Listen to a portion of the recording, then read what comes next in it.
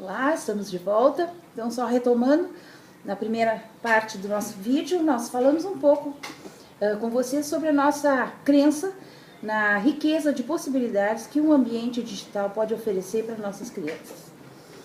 E agora nós vamos então tentar debulhar um pouquinho com vocês as 4 semanas nas quais nós estaríamos juntos trabalhando em cima de ambientes virtuais de aprendizagem. Isso. Na primeira semana, nós pensamos que seria importante nós mergulharmos um pouquinho nas características que aparecem no mundo atual, né? E que são essas características, tipo mobilidade, velocidade, complexidade, são características que elas realmente fazem o fortalecimento da mudança. Hoje nós não temos dúvida de que houve uma mudança muito grande na medida em que nós temos uma movimentação instantânea de informação. Eu posso instantaneamente ver o que aconteceu, né, no outro lado do planeta. Da mesma forma, eu posso me comunicar rapidamente com qualquer pessoa, ou eu posso estabelecer um outro tipo de contato. Então, esse tipo de coisa é que nós estamos pensando em conversar bastante com vocês, e nem é a ideia de se trabalhar num processo em que vocês têm que teorizar, mas sim num processo mais identificador, de compreensão, como é que é esse mundo, e parar um pouco para pensar como é que esse mundo se contrasta com o mundo de dentro da sala de aula, ou não. Né? Ele tem muito a ver, ou nesse momento nós precisamos fazer com que ele passe a ver mais ainda.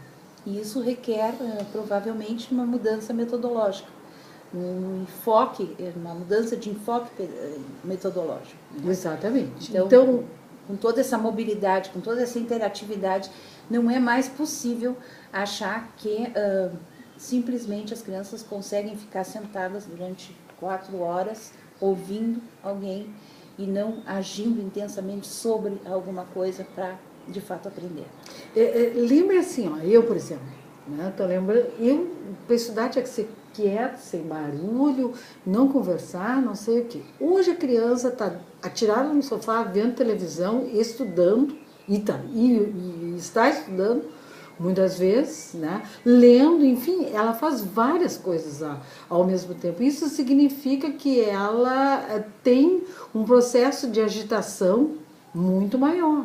E esse processo de agitação no qual ela está imersa, ele se transforma como se fosse uma bolha, de repente, na sala de aula, onde ela entra com mais 30 colegas, senta e participa de um processo que tem uma certa lentidão, que é contra a um processo, inclusive, físico, que ela tem, motor. Acho que é bem por aí, né? Então, a gente vai tentar perceber algumas coisas para poder entrar na segunda semana. Até este próprio controle do corpo tinha sentido num outro tipo de sociedade, né? Onde tu também era submisso em relação ao teu trabalho, onde tu não tinha noção do todo, tu fazia apenas uma parte, onde tu tinha que ficar sentado dentro de um determinado escritório. Hoje em dia a mobilidade está aí, inclusive no mundo profissional. Então, nem isso, vamos dizer assim, para treinar, vamos dizer, a criança para o mundo do trabalho, tem mais valor. Não tem que até assim, ó, hoje em dia não é legal, nem é adequado tu ter uma vida profissional, por exemplo, dentro de uma mesma empresa durante todo o tempo. Hoje é considerado que é um indivíduo pouco desafiado, é um indivíduo que se sente pouco desafiado e que não busca desafios, porque se acomoda dentro de uma única empresa. Se dá valor àquele que vai 4 anos numa, tenta um outro processo desafiador, ou tenta um novo curso de especialização, enfim, ele vai fazendo vários movimentos. E isso, se a sala de aula não fizer esse tipo de movimentos, nós nem como desaíres, nem para o mundo do trabalho nós não estamos podendo desenvolver ou preparar. Então, depois dessa primeira semana que a gente vai tentar entender mais esse cenário, né, nós vamos partir para a segunda semana baseadas naquilo que a gente acredita, que é ouvir o nosso aluno, né? O que os nossos meninos têm a dizer sobre ambientes virtuais, sobre recursos digitais, sobre computadores, Né? Então, a nossa ideia seria que vocês fizessem uma eles entrevista. usam, como que eles usam, como é que aprenderam a usar. que né? tipo de melhoria eles acham, eles ficaram melhores no quê? Eles ficaram mais destros, eles pensam mais, eles têm uma série de elementos que tornam mais fácil o processo na sala de aula, enfim, fazer com que eles também pensem sobre esse tipo de recurso. Como é que se aproximaram dele, Isso. que tipo de uso eles fazem prioritariamente, o que preferem fazer, o que os desafia. E, não é a ideia de que vocês façam um questionário, mas pelo contrário, que vocês usem um pouquinho aquilo que a gente chama de método clínico, e aí fazer uma questão e em cima da resposta da criança tentar não acatar aquela resposta como óbvia, mas tentar explorar aquela resposta para poder entender um pouquinho mais como é que a criança está entendendo e ver que tipo de rede de relações ela estabelece entre o recurso digital, entre a vida dela, entre o que ela gosta de fazer, e a escola, e a casa, e assim por diante. Tipo assim, por exemplo, né? Onde que tu entra? Quais são... Frequenta redes sociais? Sim, onde entra? No Facebook. Né? Então, não é só parar ali. O que nos interessa é saber o que ele faz lá dentro. Ele lê os comentários que alguém deixa para ele, ele comenta, ele entra no dos outros para comentar alguma coisa. Que tipo de escolha ele faz quando ele publica material ou fotos, ou quando ele compartilha vindo de um outro amigo, né? Por que ele escolheu compartilhar? O que aquilo trouxe de significado? Então, procurar buscar um pouco mais a compreensão do que eles normalmente fazem, como fazem, por que fazem, com quem fazem, né? Para a gente ter uma ideia, né? Onde fazem, na escola. Na escola é parecido com... Ele usa da mesma forma na escola que em casa? Em casa. Não, qual é o ambiente que ele acha mais interessante usar? Ele aprende só na escola, quando ele usa na escola? Ou ele também aprende fora da escola, quando ele usa o computador? Essa aprendizagem é feita além da sala de aula, procurar ver se eles conseguem também perceber esse tipo de coisa. E nós, à medida que vocês forem colocando, nós vamos poder ir estabelecendo levantando categorias, levantando categorias para depois a gente poder trabalhar na terceira e quarta semana. Então, essa entrevista... Ela seria filmada, a gente espera que vocês consigam filmar essa entrevista. Hoje nós estamos filmando, sala de um processo de casa, caseiro, né, na frente de um tablet, isso aí é tranquilo, vocês podem fazer com celular, podem fazer com um elemento... Faça um pequeno vídeo, se tem problemas, vamos dizer assim, com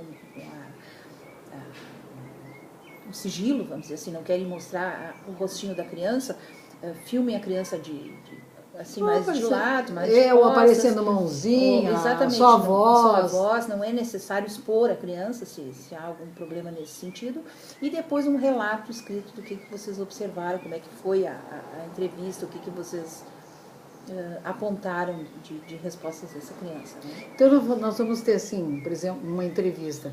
Nós ainda não determinamos claramente quanto tempo, mas ali de 10 minutos, 10 minutos que vocês trabalhem, um relato. O relato não é teorizar em cima do que vocês fizeram com o entrevistado, assim, registrar o que foi perguntado e que foi respondido. Para que a gente possa depois. E no final vem o link do vídeo de vocês, que vai ser publicado no YouTube.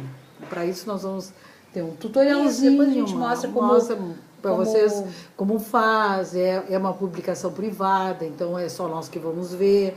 É numa área que não fica, né, à disposição, aberta para pesquisa. Só quem tem o link pode acessar. Que pode acessar, então isso é tranquilo. Né? Então, essa segunda semana, o trabalho seria centrado em tentar compreender e ver até o outro lado do processo. O que vocês entendem e como eles entendem. Procurem, quando forem para essa entrevista, já levantar uma série de hipóteses, assim, como é que essa criança provavelmente imagina que seja, como é que ela usa, para ver se também aquilo que vocês estão imaginando tem um fundo de realidade, ou se a criança, de repente, surpreende vocês. Né? Muitas vezes nós somos surpreendidas Porque eles são capazes, sempre são capazes de mais do que a gente realmente imagina. Então, muitas vezes nós ficamos surpreendidas com o tipo de resposta que nos levou a começar o processo numa etapa muito mais avançada do que a gente pensaria. Então, se nós tivéssemos começado na etapa em que nós achávamos que era necessário, provavelmente aquelas crianças, até chegar naquele momento, na etapa em que ela realmente começa a ser desafiada, ela, se fosse perguntada, ela diria, né, que ela não está aprendendo nada. E não está mesmo, porque ela já está realmente, essa etapa já está vencida. E nós estamos insistindo no vencimento, né, numa etapa que o vencimento já apareceu. E isso é importante até para a gente não replicar o que às vezes acontece em determinadas escolas.